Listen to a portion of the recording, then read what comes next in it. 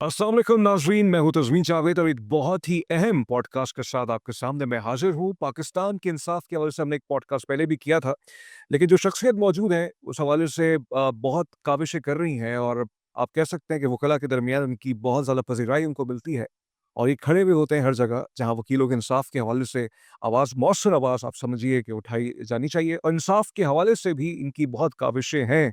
पाकिस्तान जो कि एक ट्रांसपेरेंसी इंटरनेशनल की रिपोर्ट है कि 130वां मुल्क शुमार किया जाता है इंसाफ के हवाले से और इंसाफ के मामलात यहाँ पे कोई इतने खातिर खा नज़र आते भी नहीं, ख़ास तौर पे जो लोअर कोर्ट्स के मामलात हैं, जैसे एक आम आदमी का ताल्लुक है, वहाँ पर इंसाफ अगर मिलता भी है तो बहुत देर से मिलता है, या तो बहुत से लोग इस दुनिया से चले जाते हैं या तारीख पे तारीख पे तारीख मिलती रहती है। तो ये बहुत ही ग्राउंड रियलिटीज़ के मामलात हैं कि जिस पर एक बात होनी चाहिए और जिस शख्सियत को आज हमने मदऊ किया है वो कितनी तारुफ के मोहताज नहीं है, उनका इसमें ग्रामी है सरफराज अली मेतलुता। ये प्रेसिडेंट हैं Sindh high court bar association के, पहले वो सेक्रेटरी भी वहाँ पे रह चुके हैं। एंड मैं बताता चलूँ कि 2015 में ये लिंकन इन बार रिप्रेजेंटेशन कमेटी में भी ये मेंबर थे और पाकिस्तान की इन्होंने नुमाइंदगी की और ये 2 टर्म्स के लिए मुंतखब हुए और बैरिस्टर भी हैं और साथ-साथ सुप्रीम कोर्ट के भी एडवोकेट हैं।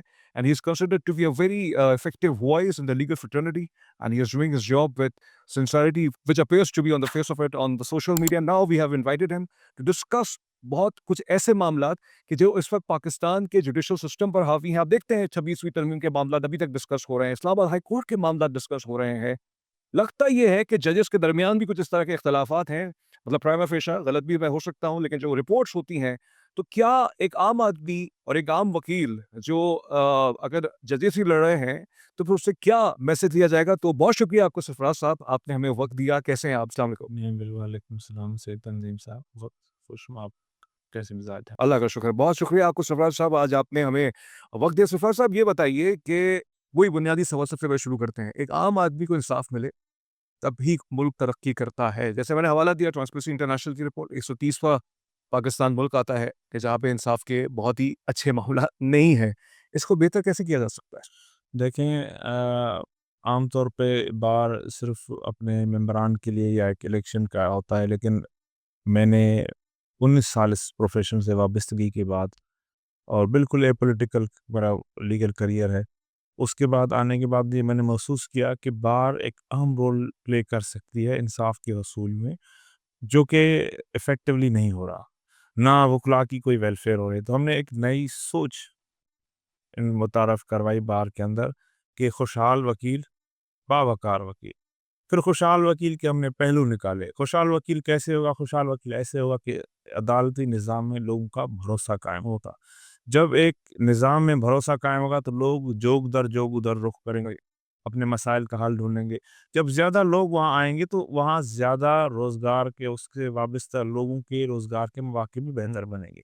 इस तसलसल में बहुत सारी बुनियादी चीज़ें, जैसे वकीलों के लिए सेहत का मसला है, उनके रोज़गार का मसला है, उनके घरों का मसला है, उनकी ट्रांसपोर्ट का मसला है, उनकी फाइनेंशियल असिस्टेंस का मसला है, उनकी तालीम व तरबियत का मसला है।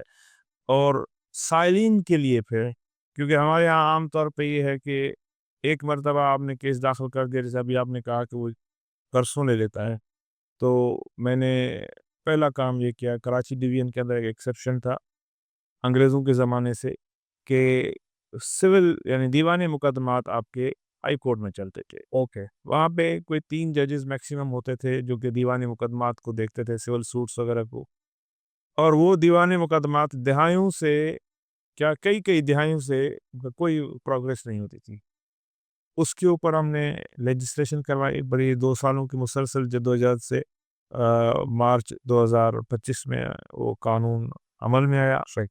और तमाम हाई कोर्ट के अंदर जब रैंकिंग कोई कमोबेश 25,000 मुकदमात वो डिस्ट्रिक्ट कोर्ट में शिफ्ट हुए और अब 50 से ज़ायद जजेस, उन जो 3 जजेस का काम है वो कर रहे हैं। हम तवक्को करते हैं कि वो जल्दी से। अच्छा, civil suits Sindh high court में आप या हाई कोर्ट्स में चलते थे और मार्च 2025 में आप ये कह रहे हैं कि आपने आपकी को काविशों से वो फिर आप डिस्ट्रिक्ट कोर्ट्स में या लोअर कोर्ट्स में मुंतकिल हो गए। कानून साज़ी हुई और हाई कोर्ट्स में नहीं, सिर्फ़ कराची डिवीज़न का रिवीजन किया था। पूरे पाकिस्तान में कहीं नहीं था। हर जगह पे लाहौर, इस्लामाबाद, पेशावर, क्वेटा, बलूचिस्तान, हर जगह पे वो सिविल कोर्ट में ही सिविल सूट चल रहा है। कराची डिवीज़न में एक अंग्रेज़ के ज़माने से एक सोच थी कि अंग्रेज़ अपने आप को جو یہاں کے لوکل ججز تھے ان کو شاہ نشان نہیں سمجھتا تھا کہ ان کے سامنے اپنے کیسز چلائے، لہٰذا وہ ہائی کورٹ میں اپنے کمشنر کو پاس کیس چلاتا تھا، کمشنرز کو. Excellent initiative. بالکل آپ کی بات سے لنک کرتے ہیں اس ڈسکشن میں. ظاہر بات ہے لوور کورٹس ایک بہت ہی امپورٹنٹ اسٹیپ ہے. وہاں پہ اسٹارٹ ہوتا ہے جوڈیشل میجسٹریٹ سے، اور پھر آپ کے سیشنز کورٹ میں ایڈیشنل ڈسٹرکٹ اینڈ سیشن ججز ہوتے ہیں، ڈسٹرکٹ سیشن کورٹس کے ججز ہوتے ہیں، پھر ہائی کورٹ اور پھر آپ کا سپریم کورٹ. جوڈیشل میجسٹریٹس جو ہیں یہ لائرس سے ہی انتخاب ان کا کیا جاتا ہے. ان کا ویسے ایک عام آدمی کے لیے، کیونکہ ظاہر بات ہے بہت سے لوگ نہیں سمجھ پاتے ان کو منتخب کرنے کا کرائیٹیریا کیا ہوتا ہے، ان کی پرفارمنس ایویلویشن کون کرتا ہے، اور پھر جب ان کو منتخب کر لیا جاتا ہے تو ان کی پرفارمنس کی جانچ پڑتال کے لیے یہ کتنے کیسز کو ڈسپوز آف کر رہے ہیں، کتنے کیسز کو یہ لنگر آن کر رہے ہیں، اس کا کوئی میکینزم ہے؟ لیکن ٹریڈیشنلی جو تمام ججز ہیں، چاہے وہ جوڈیشل مجسٹریٹ ہو، ایڈیشنل ڈسٹرکٹ جج ہو یا ہائی کورٹ کا جج ہو، وہ لائرس سے ڈفرنٹ اسٹینڈنگ کے بنیاد پہ سلیکٹ کیے جاتے ہیں. جوڈیشل مجسٹریٹس کے بھرتیوں کا یہ موجودہ مروج نظام ہے وہ یہ ہے کہ پہلے تھرڈ پارٹی اسکریننگ ٹیسٹ ہو، اوکے. اس کے بعد ایک ریٹن ایگزام ہوتا ہے، اس کے بعد ایک انٹرویو ہوتا ہے. یہ 3 اسٹیجز پہ امتحان پاس کرنے کے بعد کوئی وکیل سے جج بن سکتا ہے. جہاں تک آپ کا دوسرا سوال ہے کہ ان کی مانیٹرنگ کیسے ہوتی ہے، ان کی سپرویژن کیسے ہوتی ہے، ٹریڈیشنلی جوڈیشل میجسٹریٹ اور سینئر سول جج کو یعنی اسسٹنٹ سیشن جج کو ڈسٹرکٹ اینڈ سیشن جج مانیٹر کرتا ہے، اور اے سی آر بھی وہی لکھتا ہے. اوکے. ایڈیشنل ڈسٹرکٹ جج اور ڈسٹرکٹ جج کی اے سی آر ہائی کورٹ جج کی ہے، چیف جسٹس لکھتا ہے. تو ان کی پرفارمنس مسلسل ان کے لیے ایک یونٹس بیسڈ کرائیٹیریا بھی ہے کہ آپ کے ایک ججمنٹ کے اتنے یونٹ ہوں گے اور آپ کو ہر مہینے اتنے یونٹ دینے ہوں گے، وہ بھی ہے. لیکن میں نے ابھی متعارف کروائی ہے چیف جسٹس سے بات کی، اور چیف جسٹس صاحب پاکستان جناب اے آفریدی صاحب سے، کہ یہ نظام افیکٹولی کام نہیں کر رہا ہے. لہٰذا آپ ایک ڈیٹا بیسڈ مانیٹرنگ سسٹم بنائیں جو کہ کوالٹیٹیو اینڈ کوانٹیٹیو انالیسس کر کے ہر جج کی پرفارمنس ایویلیویشن. اے آئی کو لانا چاہ رہے ہیں؟ اے آئی کو اے آئی کا زمانہ ہے، ہیومن انٹرونشن کے بغیر میں نے کہا آپ یہ بنائیں. اس کے بعد اگر ہیومن انٹرونشن کے بغیر وہ کسی کے اوپر الرٹ کرا تو پھر آپ ہیومن انٹرونشن کریں کہ اس کو امپروو کروانا ہے جو بھی کرنا ہے. اور میں نے ان کو ساتھ ایک اور بات کہی کہ آپ کیسوں کی شیلف لائف یعنی اس کا تعین کریں میعاد کا، کہ کوئی بھی کیس کتنے عرصے میں ڈیسائیڈ ہوگا. میں نے جو ان کو ریٹن پروپوزل بھیجا تھا as a president Sindh high court bar association, وہ یہ تھا کہ آپ 1 سال کسی بھی کیس کے لیے رکھ لیں گے، کوئی ہر کیس 1 سال کی عمر میں ڈیسائیڈ ہو جانا چاہیے. اس کے اوپر ڈیلیبریشنس ہوئی، پھر 6 اگست 2025 کو یہاں پہ وہ آئے ہوئے تھے، ان سے میری ملاقات ہوئی، میں نے اپنی پوری کیبنٹ کے ساتھ ان سے ملاقات کی اور طے یہ پایا کہ ہم اس کے مختلف سیگمنٹس بناتے ہیں. کچھ کیسز 6 مہینے میں ڈیسائیڈ ہونے چاہیے جیسے خلا وغیرہ ہے، کسٹڈی ہے.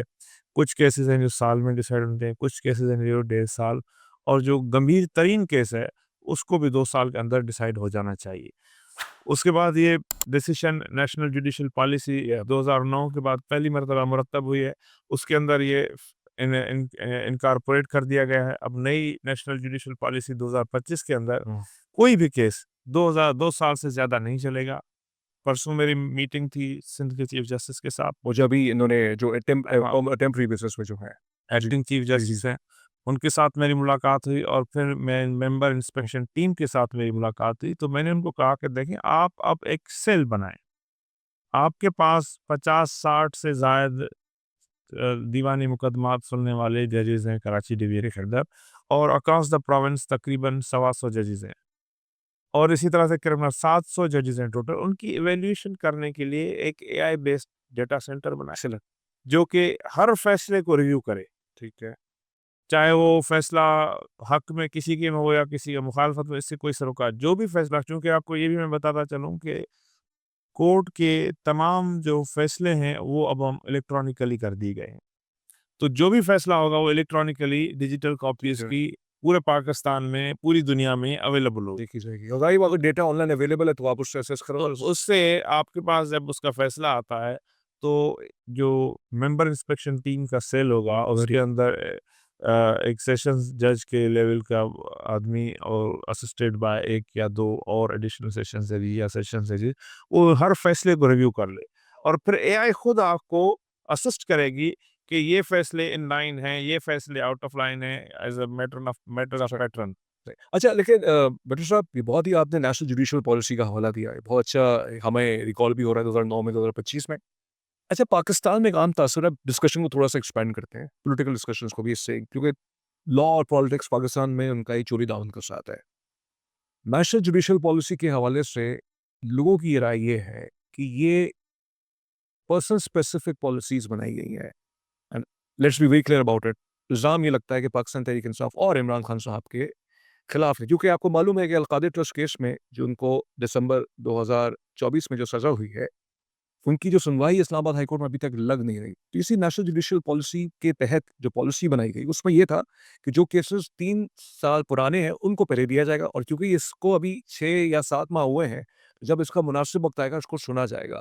تو بہت سے لوگ یہ کہتے ہیں کہ قانون کی آڑ میں کچھ سیاسی مفادات کو بھی بروقار لایا جاتا ہے، اس تاثر کو کیسے ختم کیا جائے؟ دیکھیں بڑی سمپل بات ہے، جب آپ ایلیٹ کی بات کر رہے ہیں نا تو ایلیٹ گلوبلی ایک ایکسیپشن ہے. Okay okay. آپ ٹرمپ کے ٹیکس کا کیس اٹھا لیں، گلوبلی میڈیا کوریج تھی، اس کا بائیڈن کا پورا ٹینیور گزر گیا، 4 سال کے اندر وہ اسیس نہیں ہو سکتا. اسی طرح سے اس کے ڈسکلوجر سے اس سے پیچھے اس سے آگے دنیا میں کہیں بھی چلے جائیں گے. ایلیٹ کا ایک اپنا کیٹیگری ہے، میں اس میں نہیں جاتا. I personally am not concerned about the elite کہ کون سا پرائم منسٹر کب اندر آتا ہے کب باہر جاتا ہے، کون پرائم منسٹر بنتا ہے. عام آدمی کے لیے میری دل دھڑکتی ہے. میں گراس روٹ سے کام کرنے والا آدمی ہوں، گراس روٹ وکلا سے میرا تعلق ہے. ایلیٹ تو میرے اس بات سے بھی ناخوش ہے کہ ہائی کورٹ سے میں نے کیسز ڈسٹرکٹ کورٹ شفٹ کروائے ہیں، کیونکہ ایلیٹ کو تو وہ جگہ سوٹ نہیں کریں گے. لیکن میں چونکہ گراس روٹ میں رہتا ہوں، مجھے گراس روٹ کے لوگوں سے کا سروکار ہے. میجورٹی وہی ہے، ہماری پاپولیشن کا 90+% گراس روٹ کے لوگ ہیں. آپ کی ایلیٹ 1 یا 2% بھی نہیں ہے. ٹھیک ہے. اس کو ہم ہمیشہ مثال بناتے ہیں، صحیح ہے. اس کو مثال نہ بنائیں. ٹھیک ہے. مثال آپ عام آدمی کو بنائیں. عام آدمی کا اس سے فائدہ ہوتا ہے یا نہیں ہوتا، اس سے میرا یہ خیال ہے کہ عام آدمی جو کہ 98% سے زیادہ ہیں ان کا فائدہ ہوگا.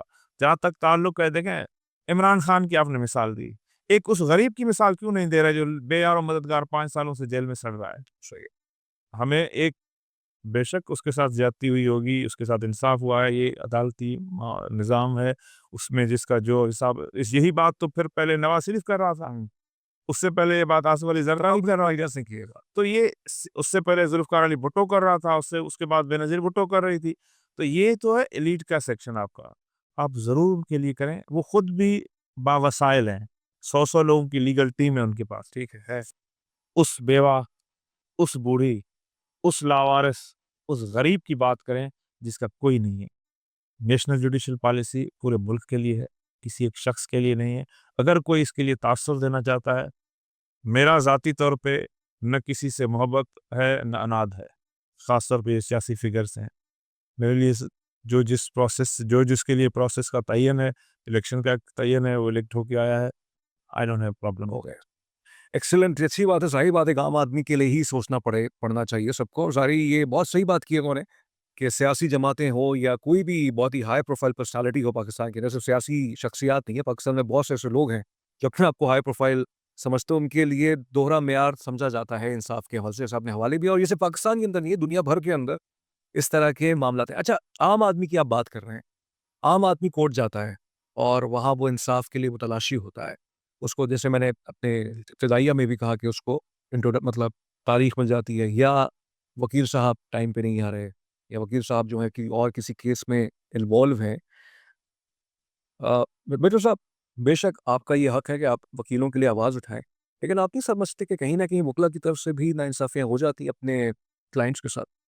دیکھیں یہ شکوہ تو کسی سے بھی بن سکتا ہے، ڈاکٹر سے بن سکتا ہے، ڈرائیور سے بن سکتا ہے، کانٹریکٹر سے بن سکتا ہے، کنسٹرکشن سے. یہ کہیں نہ کہیں والا معاملہ تو ازل سے انسان کے ساتھ جڑا ہوا ہے. صحیح ہے. اگر یہ کہیں والا فیکٹر نہ ہوتا تو ہم آج زمین کرے عرض میں بھی نہ ہوتے، بیشت میں بیٹھے ہوتے ہیں. یہ ہم خطائیں ہر شخص سے ہوتی ہیں، لیکن ہم تو دیکھیں گے بائی میجورٹی کا رخ اگر بہتری کی طرف ہے تو چیزیں بہتر ہوں گی، اگر میجورٹی کا رخ خرابی کی طرف ہے تو چیزیں خراب ہوگی. میں امید کرتا ہوں اور میں یہ سمجھتا ہوں کہ میجارٹی کا رخ بہتری کی طرف ہے، اور وکیل، اور الٹیمیٹلی یہ بھی میں آپ کو بتاؤں، یہ ذمہ داری وکیل کی نہیں ہے کہ انصاف کا فیصلہ ہو. ہماری ذمہ داری ہے کہ اپنے اصیل کا، اپنے موکل کا کیس پیش کریں. انصاف کرنا جج کا کام ہے، اسی کو اس کی تنخواہ ملتی ہے. ہمیں نہ حکومت تنخواہ دیتی ہے، نہ ہم حکومت کے یا کسی شخص کے پابند ہیں. ہم صرف اپنے موکل کے ذمہ دار ہیں کہ اس نے ہمیں ایک انگیج کیا ہے، ایک جگہ پہ اس نے ہمیں کہا ہے کہ آپ یہ ہمارا مدعا پیش کریں. ہم مدعا پیش کرتے ہیں.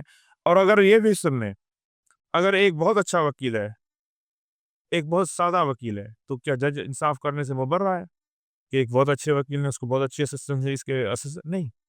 یہ ذمہ داری جج کی. اگر اس کو اچھی اسسٹنٹ ملتی ہے تو اس کو شکر گزار رہنا چاہیے، اور اگر کم اسسٹنٹ مل رہی ہے پھر بھی شکر گزار اچھا، رہنا چاہیے. تو ایک سائل بغیر وکیل کے آن دا پیپر، مطلب یہ ہم ایک ازیوم کر سکتے ہیں، اگر وہ جائے لوور کورٹ میں، وہ کہے میں وکیل کے لیے میرے پاس پیسے نہیں ہیں، اور وہ صحیح بھی ہے اپنے موقف میں، تو اس کو انصاف مل سکتا ہے؟ دیکھیں، ان سائل کو وکیل کی ضرورت ہی نہیں ہے، یہ اس کی چوائس ہے. اور چوائس یہاں تک بڑھی ہوئی ہے کہ اگر اس کے پاس پیسے نہیں ہیں تو عدالت اس کو پراپر ایڈوکیٹ کا آفر کرتی ہے. اوکے، اگر آپ نہیں کرتے تو ہم آپ کو وکیل مہیا کر سکتے ہیں. اگر وہ چاہتا ہے کہ نہیں، میں پھر بھی خود چلانا چاہتا ہوں، ٹھیک ہے، ہی از فری ٹو ڈو.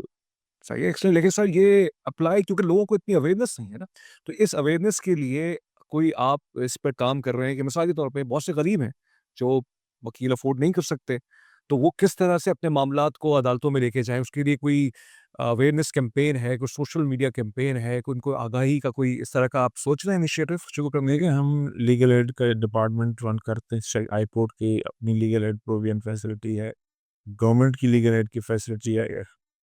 اسی جو پاکستان کی law and justice commission of Pakistan ہے، اس کے تحت ایک لیگل ایڈ فریم ورک تعین ہوا ہے، جس سے اب ڈسٹرکٹ ججز کو ایک پینل دیا جائے گا، بار کی طرف سے پروپوز کیا جائے گا.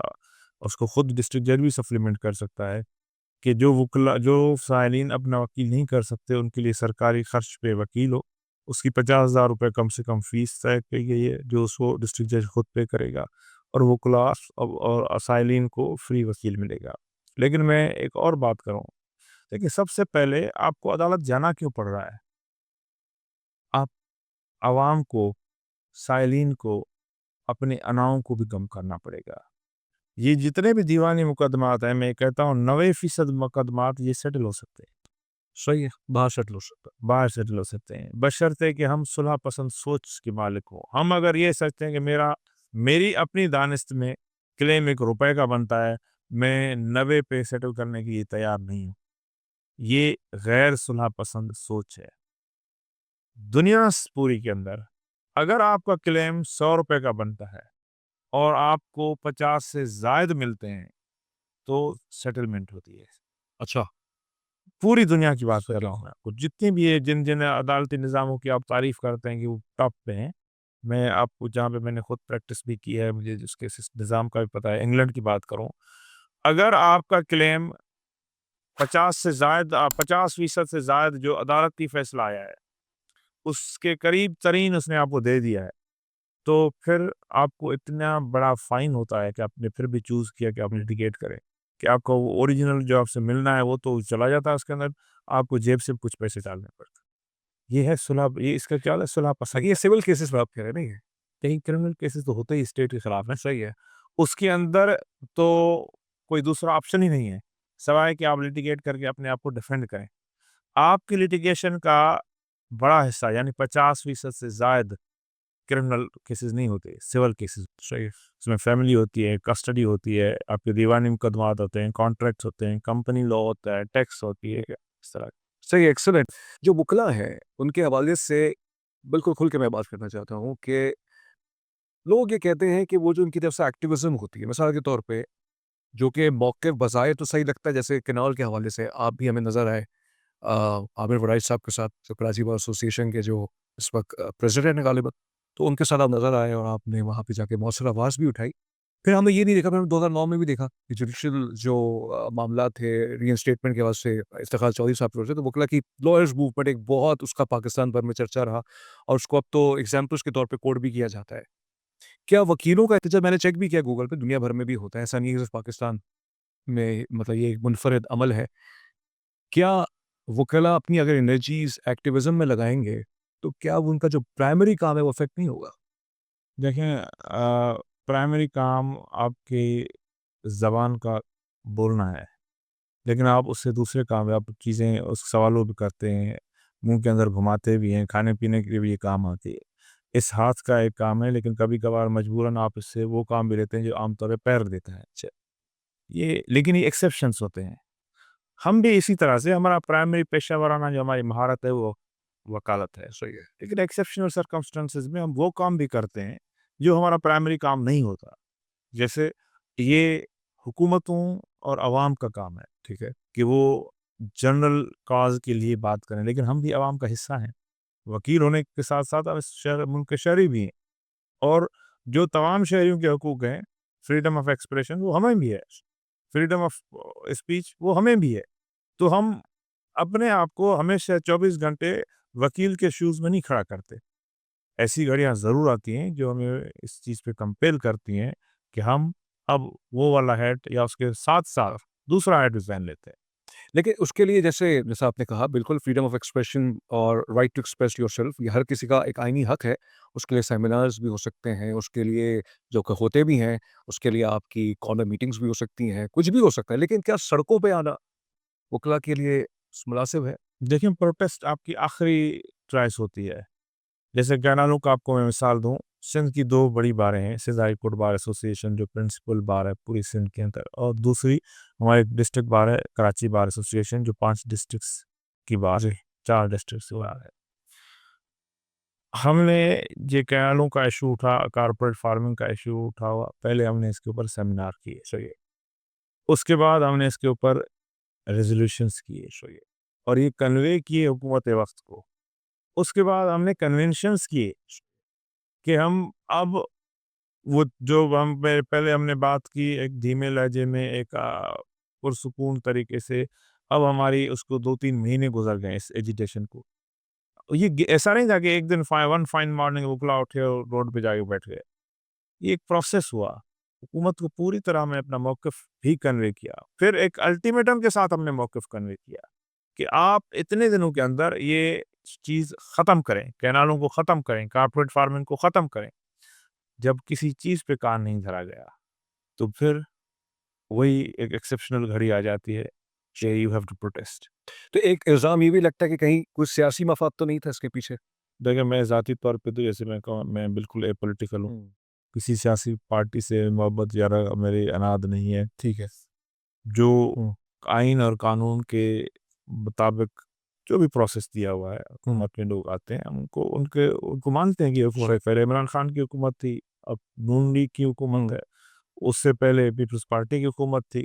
तो जिसकी हुकूमत आई है, हमें उससे हम हुकूमतें न बनाने वाले हैं, ना हुकूमतें गिराने, ना उसमें हमारा कोई दिलचस्पी है, ठीक है। हमारी दिलचस्पी है ख़ास तौर पे इस कैनालों के हवाले से कि सिंध के लोगों का जो बेसिक राइट था, बाकी लोगों के लिए मैं नहीं कह सकता कि इसका क्या सियासी है मकसद हो सकता है। अपने हवाले से मैं ये बता सकता हूँ कि हमें कोई इस तरह का सियासी नहीं और वो नज़र भी आया कि आपने जिस तरह से मुझे लगा आपकी स्पीचेस मैंने उसको आपको फ़ॉलो भी किया कि आपने सिर्फ़ एक प्राइमरी गुफ्तगू ही की है। बेसिक और जो कि आपके नज़दीक ये जो कॉर्पोरेट फ़ार्मिंग है ये एक तरह से जो आपने उस पे जो आपने आर्ग्यूमेंट्स दी, जो हमने तकरीरें जितनी मैंने सुनी है, उसमें सिर्फ़ आपने ऑब्जेक्टिव दी हो के उसमें कुछ डिस्कशन की, किसी पॉलिटिकल पार्टी को आपने टारगेट नहीं किया, किसी को आपने इस तरह से नहीं किया। बहरहाल बहुत अच्छी बात है। अच्छा, ये बताइएगा वक़्त बिल्कुल अब बहुत कम रह गया है, लेकिन कुछ पाकिस्तान के प्राइमरी इश्यूज़ पे भी आपसे राय ज़नी मैं आपकी राय चाहूँगा कि आप उस पे इज़हार करें। 26वीं तरमीम के हवाले से बहुत गुफ्तगू हुई कि ये पाकिस्तान के लिए मतलब जुडिशियल एक तरह से रिफ़ॉर्म्स हम ला रहे हैं, कॉन्स्टिट्यूशनल पैकेजेस के हवाले से डिस्कशन हुई। हमें याद पड़ता है जुडिशल कमीशन जो है, जो उसकी जो पहले फ़ॉर्मेशन होती थी, उसमें चीफ जस्टिस साहब के पास पहले पूरा इख्तियार होता था। मतलब वही बादशाह होते थे। अब तासुर ये है, इल्ज़ाम ये लगाया जाता है कि एग्ज़ीक्यूटिव हुकूमत अपना असर बढ़ाने के लिए उसके अंदर उन्होंने अपने लोगों को भी बैठा दिया उसके अंदर। तो अब ये बताइए कि ये जो 26वीं तरमीम पास हो गई, अब ये आ भी गई और अब ये हिस्सा है कॉन्स्टिट्यूशनल बेंचेस भी बन गए हैं। लेकिन इसके बाद क्या इंसाफ के मामलात में बेहतरी आई है या आपको लगता है कि ये कंट्रोवर्शियल हो चुका है मामला? देखें, 2 चीज़ें हैं, कंट्रोवर्शियल तो उन लोगों ने हर चीज़ को हर नई शय कंट्रोवर्शियल होती है। جب بھی آپ اسٹیٹس کو توڑتے ہیں تو لہریں پیدا ہوتی ہیں. صحیح. پانی میں آپ پتھر پھینکیں گے لہریں پیدا ہوں گی, اور جب تک وہ لہریں سیٹل ہوں گی تب تک وہ وائبریشن رہے گی سطح پہ. اگر یہ زیادہ ڈیپ لہریں ہوتی ہیں تو پورے نظام کو ہلا دیتی ہیں, سطحی ہوتی ہیں تو پھر صرف نظر ہی آتی ہیں. تو کنٹروورشل تو جو بھی نئی شے ہے اس کے لیے یہ ایک ناگزیر ہے.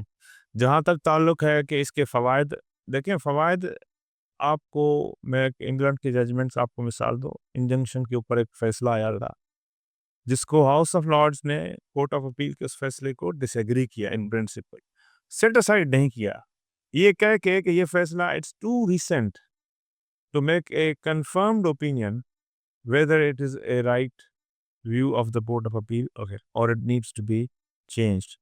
میرا یہ کہنا ہے کہ یہ بہت جلد ہوگا کہ آپ اس کے بارے میں ایک کوئی رائے بنا لیں کہ 26 امینڈمنٹ, دیکھیں 18ویں امینڈمنٹ کے اوپر کوئی تقریباً آپ کے 15 سال گزر گئے ہیں, آپ کو نظر آ رہا ہے کہ اس کے فوائد ہیں.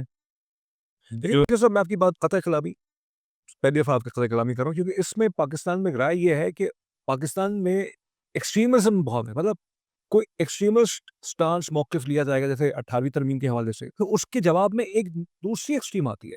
کوئی بیچ کا اعتدال کا راستہ نہیں نکلتا. دیکھیں وجہ یہ جو لوگ اوپینینز دیتے ہیں نا, یہ بیسیکلی ہم اس کو کہتے ہیں ویلی لیڈن اوپینین ہو. ان کا ایک موٹو ہوتا ہے, وہ کسی نہ کسی اپنے منشور کو پش کر رہے ہوئے ہیں. مثال کے طور پہ میں آپ کو بتاؤں, 26 امینڈمنٹ کو پش کرنے کا بنیادی مقصد ایک سیاسی جماعت ہے جو کہ پارلیمنٹ کی الیکشن کو نہیں مانتی. کہتی ہے یہ فارم 45 47 جو بھی اس کا نام دے رہے ہیں اس کی یہ پارلیمنٹ ہے. اب یہ اس کا منشور ہے اور کہتی ہے کہ اس کو قانون سازی کا حق نہیں ہے.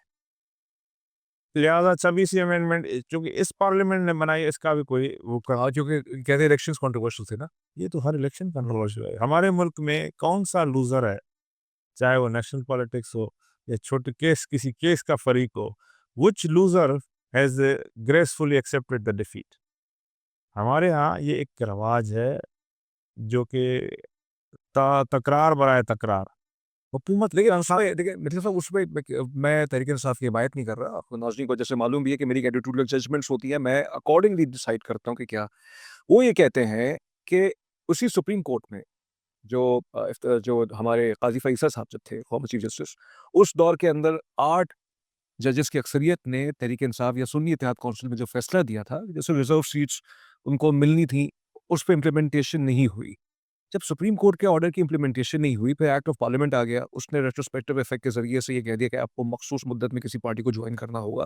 تو ایک طرح سے جو قانون سازیاں بھی ہو رہی ہیں, الزام یہ لگتا ہے کہ اس میں بھی میلافائڈ انٹینشنز ہیں. دیکھیے میں آپ کو بتاؤں, فیصلے سپریم کورٹ کے 26 امینڈمنٹ سے پہلے میں آپ کو کہا, immediately before 26 amendment supreme court نے ایک حمزہ شہباز کے ووٹ آف نو کانفیڈنس, بالکل یہ وہ آپ بات کر رہے ہیں عمر عطا بندیوں کے تو صحیح ہے, اسی پوائنٹ آف لا پہ انہوں نے فیصلہ پھر جب رائٹ آف دا کانسٹیٹیوشن لگ گیا.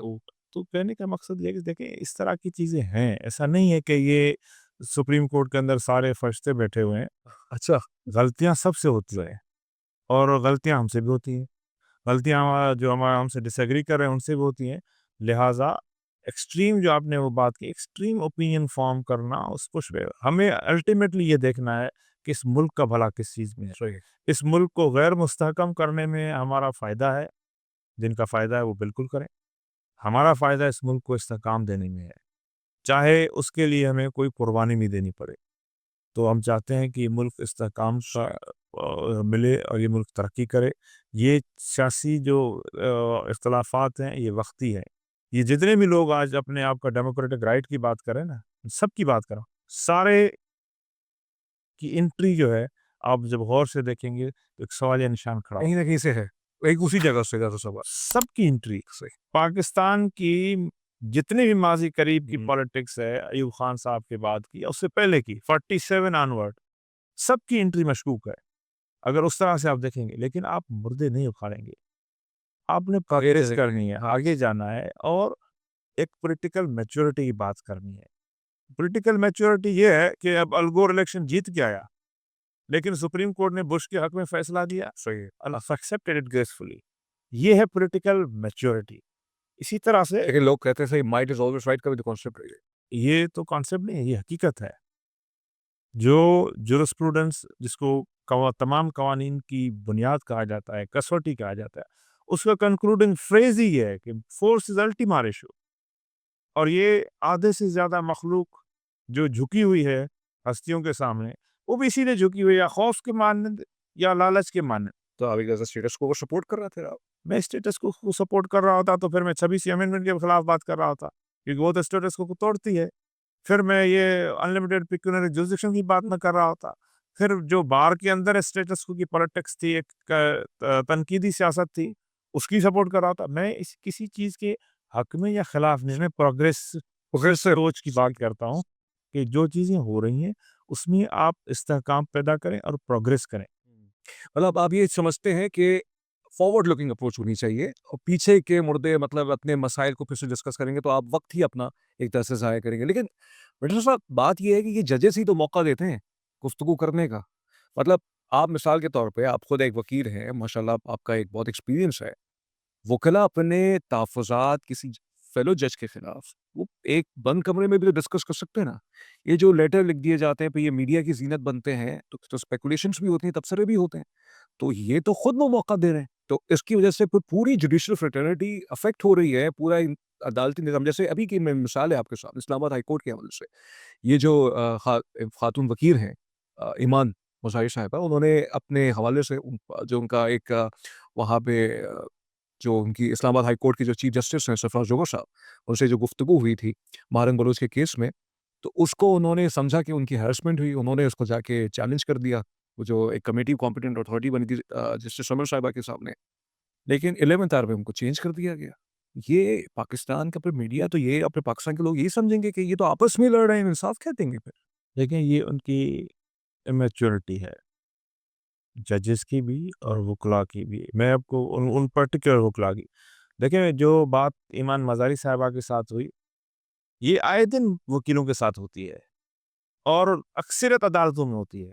मैं बुनियादी तौर पे एक पर्टिकुलर ये एलिटिज़्म के जो बात हमारे मुल्क में अनफॉर्चुनेटली एलिटिज़्म है।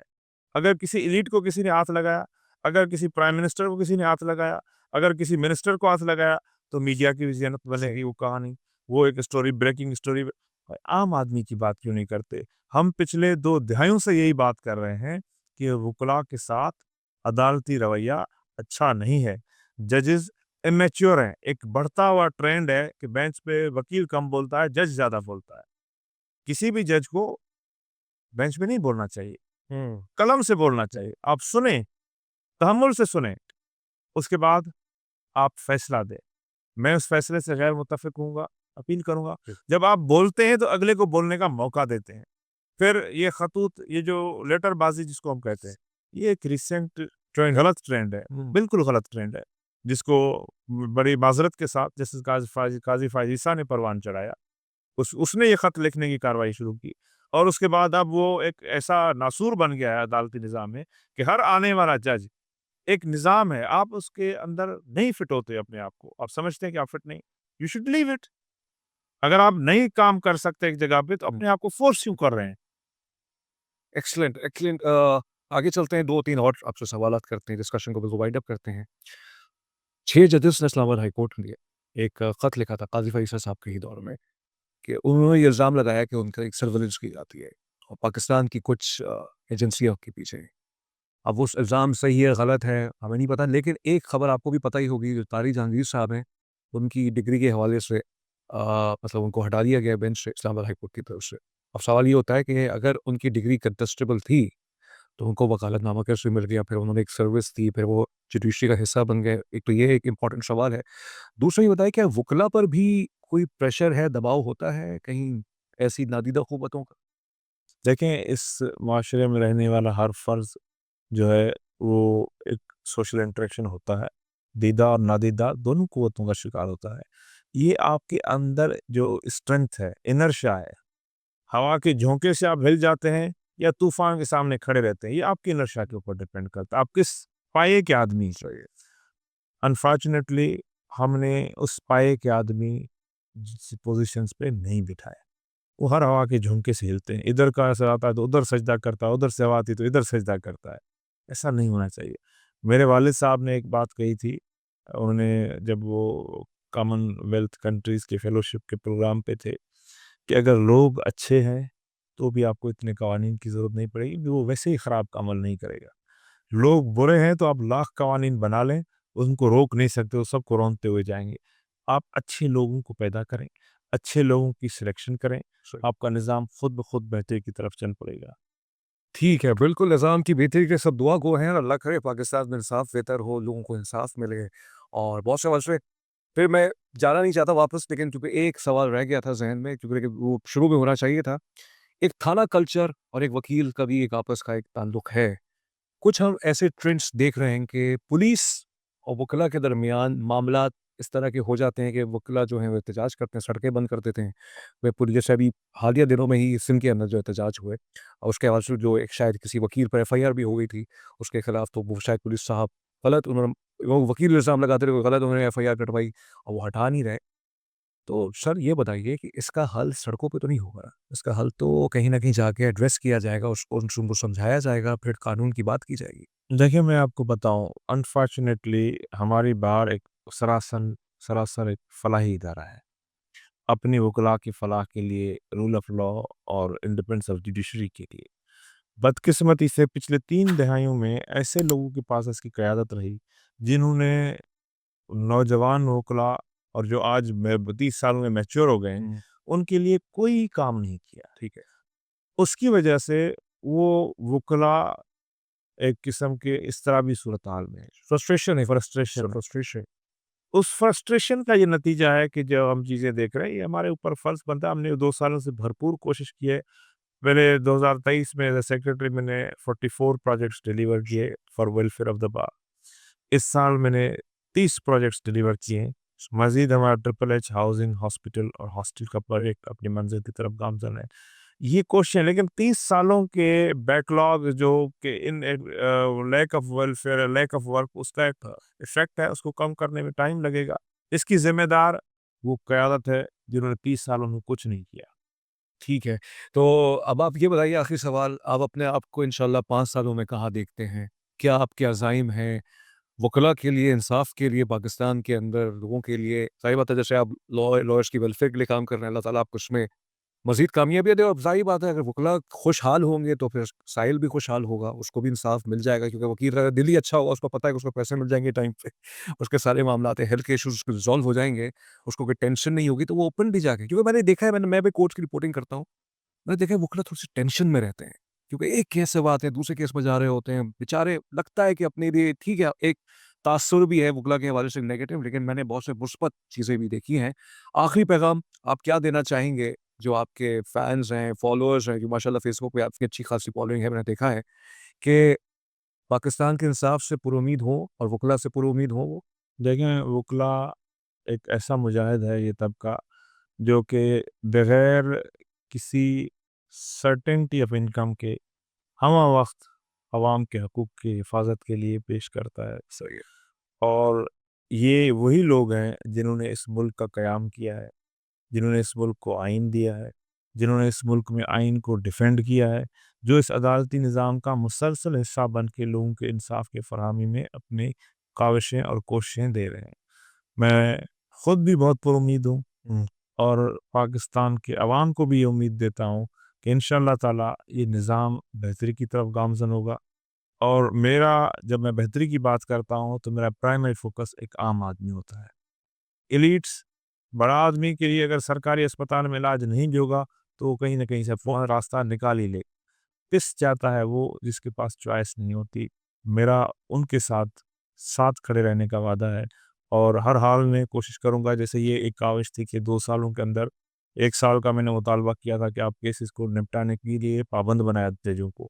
انہوں نے 2 سال میکسیمم 2 سال کا ٹائم رکھا ہے. لیکن یہ ایک بہت بڑی امید ہے کہ آپ پہلے 20 سالوں تک بھی شکایت نہیں کر سکتے تھے کہ آپ کو کیس چلا یا نہیں چلا.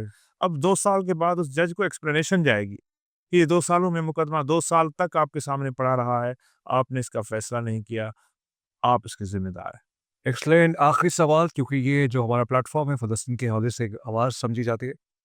ہم نے دیکھا وکیل صاحب، آپ بھی ابھی ایک انٹرنیشنل کانفرنس میں گئے ہوئے تھے باہر، ماشاء اللہ ایک بہت مقدس سرزمین کے اندر، آپ نے وہاں آواز بھی اٹھائی فلسطین کے حق کے لیے. اسرائیل جو ایک ریاست ہے وہ کسی قانون کو نہیں مانتا، نہ اقوام متحدہ کی قراردادوں کو مانتا ہے، اور جس طرح سے غزہ کے اندر بھوک کا عالم ہے، ہر بچہ وہاں پہ مطلب تو 5 اسٹیج آف میل نیوٹریشن کی طرف چلا گیا ہے، اور جو حالات ہیں بہرحال یہ بتائیے کہ انٹرنیشنل کمیونٹی اور جو لیگل کمیونٹی جو باہر کی جو آپ کا باہری انٹریکشن ہوتا ہے، کیا وہ ہم نے دیکھا انٹرنیشنل کورٹ آف جسٹس نے نیتن یاہو کے اریسٹ وارنٹ بھی جاری کر دیے، لیکن اس کا کوئی فائدہ نہیں ہوا، اور کیا طریقہ ہو سکتا ہے نیتن یاہو کو قانون کے شکنجے میں لانے کے؟ دیکھیں، سب سے بڑی بات ہے آواز خلق نگار خدا. آپ اس کے خلاف جتنی بات کر سکتے ہیں. سوشل میڈیا ایک بہت بڑا پلیٹ فارم ہے جو باقی گورنمنٹ یا کارپوریٹ میڈیا اس سے بڑا پلیٹ فارم ہے. اس کے اوپر آواز اٹھائیں، چیزوں کو ہائی لائٹ کریں کہ فلسطین کے اندر، کشمیر کے اندر کیا مظالم ہو رہے ہیں. دیکھیں، فلسطین اور کشمیر ایک ہی سکے کے دو سائے ہیں. یہ دونوں کے پیچھے وہی سوچ ہے جس کو اللہ تعالیٰ نے آج سے کم و بیش 1500 سال پہلے کلام اللہ کے اندر بہت واضح الفاظ میں کہا کہ آپ کے یہ مسلمانوں کے کبھی خیر خواہ نہیں ہو سکتے. اور بہت سارے لوگ وقت گزرنے کے ساتھ لبرل آئیڈیاز سے انفلوئنس ہوتے ہیں اور کہتے ہیں کہ نہیں نہیں، یہ تو بہت بڑی فتویٰ ہے، ان کے اندر بھی اچھے لوگ ہوں گے. آپ ایکسیپشنس کی بات میں پھر نہیں کروں گا، میجورٹی کی بات کروں گا. میجورٹی اسی حکومت کو سپورٹ کیے ہوئے ادھر کھڑی ہے جو آج وہاں جینوسائیڈ کر رہا ہے. رال نیوٹریشن کی بات نہیں ہے، یو این کی رپورٹ ہے پرسوں کی کہ فلسطین میں اسرائیل جینوسائیڈ کر رہا ہے. یہی جینوسائیڈ کشمیر میں بھی جاری ہے. تو ہم سب کے اوپر یہ فرض بنتا ہے، تمام انسانوں کے اوپر، کسی بھی مذہب یا فیشن کے تعلق کو، مظلوم کا ساتھ دیں، فلسطین کے لیے آواز اٹھائیں، کشمیر کے لیے آواز اٹھائیں. آپ دیکھیں اسرائیل کی جارحیت ایک ساورن کنٹری کے اندر، قطر کے اندر، جو کہ ان کی آپس میں بات کروا رہا ہے، ایک میڈیٹر کا رول پلے پہ حملہ کر دیا، ادھر جا کے حملہ کیا ہے. اور میں بات اس آپ کے توسل سے یہ بھی کرتا چلوں گا کہ یہ موقع بار بار نہیں آتے، اور یہ بات موقع انسانوں کے پیدا کیے ہوئے بھی نہیں ہے. اللہ تعالیٰ نے، آپ نے جو کل میڈیا میں خبر سنی، پرسوں کے پیکٹ کی، پاکستان کو چنا ہے کہ وہ حرمین شریفین کی حفاظت کرے. اور اس اللہ تعالیٰ کے اعلان حکم کے بعد کسی شخص کو، کسی مذہبی فریق کو کوئی حق نہیں پہنچتا کہ اب وہ پاکستان کے خلاف کسی قسم کی کارروائی کرے. وہ فورسز جو سمجھتے ہیں کہ پاکستان ایک اسلامی فلاحی ریاست نہیں ہے اس لیے ہم اس کے خلاف لڑ رہے ہیں، ان کے لیے بھی یہ ایک بہت بڑا سوال یا نشان ہوگا کہ کیا آپ محافظ حرمین شریفین کے خلاف جنگ کریں گے، اس کو غیر مستحکم کرنے کی کوشش کر رہے ہیں. میں واضح پیغام دینا چاہتا ہوں کہ آپ اس طرح کا عمل کر کے اللہ تعالیٰ کے سپاہیوں کو کمزور کریں گے. بہت شکریہ آپ کا سرفراز علی متر صاحب، بہت کچھ سیکھنے کو بھی ملا، بہت نئے زاویے سے چیزیں آپ سے جو ہیں ہم نے سیکھی بھی، سنی بھی، کئی خلاف بھی ہو سکتا ہے، اختلاف بھی کیا آپ سے. یہی حسن ہوتا ہے گفتگو کا. ظاہر بات ہے جیسے فریڈم آف ایکسپریشنس کے لیے تمام لائرز کہتے ہیں ایز اے پروگرام اینکر یا ایز اے اینکر میرا بھی رائٹ ہے کہیں نہ کہیں اگر کاؤنٹر کوشچننگ ہونی چاہیے. اس پوڈ کاسٹ کو سنیے گا، اس کو آگے پھیلائیے گا، اور ان کے پیج کو بھی آپ فالو کر سکتے ہیں، اور سرفراز علی متر صاحب ہمارے پیج کو بھی فالو کیجیے، یوٹیوب کو فالو کیجیے. اس کے کلپس بھی ہم بنوائیں گے تاکہ آپ اس کو مزید سرکولیٹ بھی کریں، اور کہیں اختلاف ہو آپ کو تو بھائی آئیے کامنٹس کیجیے شائستگی کے ساتھ. ہم چاہتے ہیں کہ ہماری انٹریکٹیو ڈسکشن ہو، ہم نہیں چاہتے کہ تکلفاً آپ کہتے ہیں واہ کیا گفتگو کی ہے آپ نے، یہ تکلف والا رشتہ نہیں ہو. آپ آئیے کریٹیکل ہو کے ایویلویٹ کریں میری گفتگو کو یا طاہر صاحب کی گفتگو، متلو صاحب کی گفتگو کو، تاکہ ایک کنسٹرکٹیو اور ایک انفارم اوپینین اپنے ذہن میں ہم استوار کر سکتے. تزمین جاوید کو سرفراز علی متلو صاحب کے ساتھ اجازت دیجیے. اپنا بہت خیال رکھیے گا. اللہ حافظ.